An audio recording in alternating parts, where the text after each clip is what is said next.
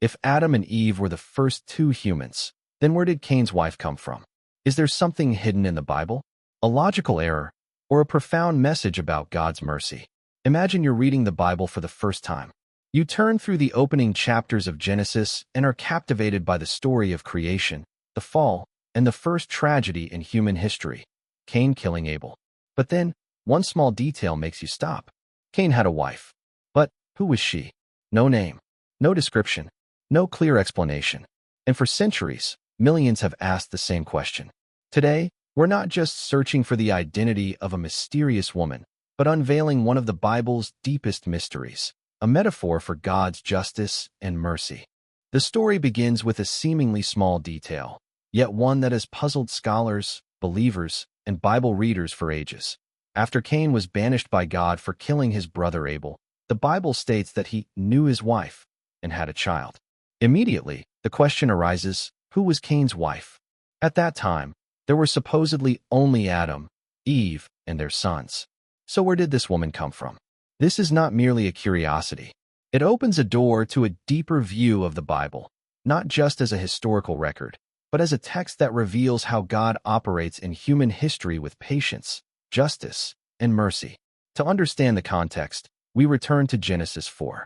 After Adam and Eve were expelled from the Garden of Eden for eating the forbidden fruit, they began a new life on earth. They had two sons, Cain, a farmer, and Abel, a shepherd.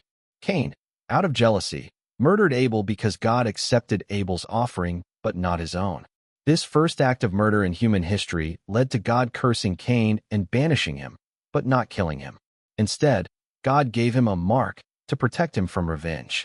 This detail already hints at a profound message. Even in judgment, God shows mercy. Still, the question remains, if only Adam, Eve, Cain, and Abel existed, who did Cain marry? Is this a gap in the story, or something purposely left for the reader to dig deeper? The answer lies hidden in a small but crucial verse in Genesis 5 verse 4, where it says that Adam lived 930 years and had sons and daughters. This verse, often overlooked, provides the key. Cain's wife may have been one of his sisters or nieces, someone from his own family line. This was not unusual in the early days of humanity. With the human population starting from just one couple, inter-family marriage was inevitable. Laws against close-kin marriage came much later, during Moses' time. In Cain's context, marrying a sister was both logical and necessary for humanity to grow. Thus, instead of a narrative flaw, the mystery of Cain's wife invites us to read the Bible more deeply, to see God's mercy even after sin, and to recognize his plan continuing through flawed humans. Reading the Bible, especially the first chapters of Genesis, reveals something fascinating. The text doesn't document every person's life, but selectively focuses on individuals crucial to God's redemptive plan. Genesis 5 verse 4 says, "After Seth was born, Adam lived 800 years and had other sons and daughters." A short, seemingly insignificant line, yet when asked who was Cain's wife, it becomes a vital clue. Adam and Eve didn't just have Cain, Abel, and Seth. They had many other children. Although the Bible doesn't name them, their existence is clearly affirmed. So the most plausible explanation is that Cain married one of his sisters. This might feel uncomfortable today, but we must remember the context. The earth was newly populated, and no laws prohibited such unions. Genetic integrity was also much higher in early generations. Marriage among siblings was necessary to fulfill God's command to be fruitful and multiply. This context also explains why Cain feared others would kill him after he was cursed. If there were already many descendants of Adam and Eve by that time, his fear was justified. So Cain was not alone in the world, but among a growing human family, even if not all were recorded in the text. Genesis 4 verse 17 says, "Cain knew his wife, and she conceived and bore Enoch." This verse raises a direct question. Where did Cain's wife come from when only Adam, Eve, and Cain existed? At first glance, it seems paradoxical. But Genesis 5 verse 4 reveals the answer. Adam had sons and daughters. So Cain likely married a sister born later. In that time, it was not sinful or biologically dangerous to marry a sibling. Only later, in Moses' time, would God outlaw such marriages. The Bible doesn't name Cain's wife, not because she was unimportant, but because the Bible's focus is not biographical detail, but theological truth. And if we look closer, it's deeply moving. Though Cain committed murder, God allowed him to have a family. His wife, though unnamed, symbolizes humanity's continuation despite sin. Through her, Cain's lineage began, including the building of the first city, Enoch. Thus, the question, who was Cain's wife, opens not just a historical inquiry, but a profound insight. God doesn't end the human story in judgment. He continues it, offering mercy and a future.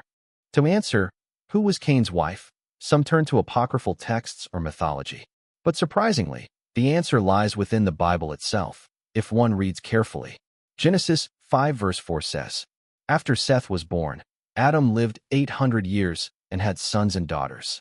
Though the names aren't recorded, this affirms that Cain's wife came from his own family, likely a sister or niece.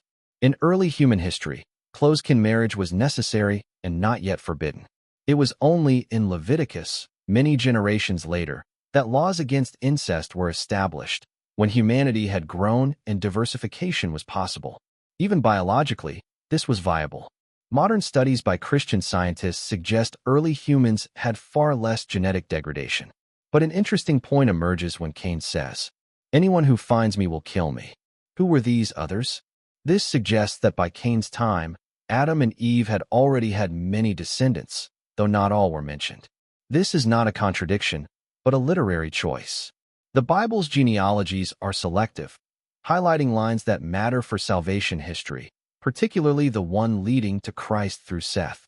So Cain's wife, though unnamed, certainly existed, and her role was crucial for humanity's expansion. But the deeper takeaway isn't her name, but the incredible mercy of God. Cain, a murderer, was still granted life, a wife, a child, and even a legacy. The story of Cain's wife may begin as a historical puzzle, but ends as a whisper of divine grace. The Bible's silence about her name isn't a flaw.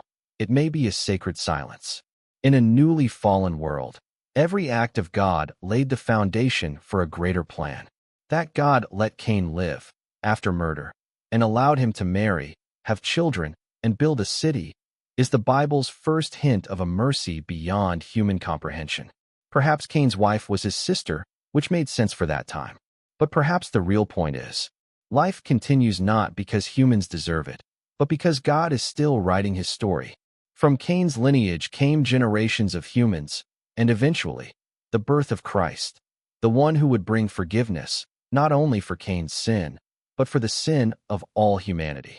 Sometimes, the things hidden in the Bible are not oversights, but God's invitation to pause, reflect, and uncover something deeper. Who was Cain's wife? You may never know her name, but what you can know for sure is that God never stopped loving, even when humanity failed.